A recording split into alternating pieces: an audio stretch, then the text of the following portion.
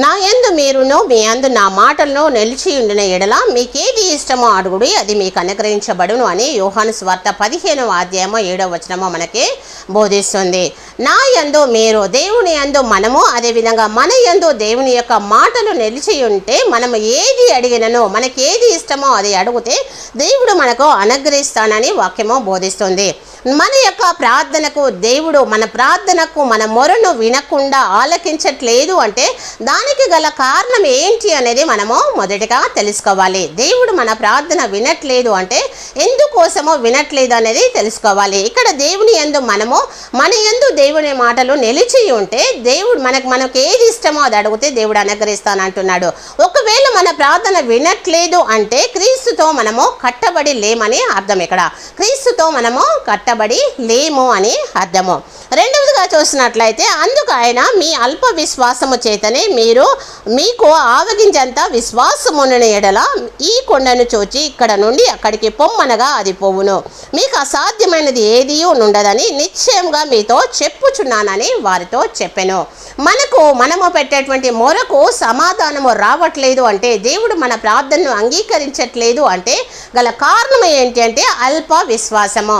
మీ అల్ప విశ్వాసము ద్వారానే అని దేవుని యొక్క వాక్యము మనతో మాట్లాడుతుంది.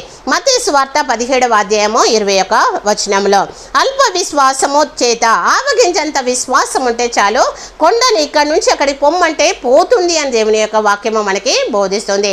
దేవుడు మన ప్రార్థన వినట్లేదు అంటే, మన ప్రార్థనకు సమాధానము రావట్లేదు అంటే మన యొక్క అల్ప విశ్వాసము ద్వారా.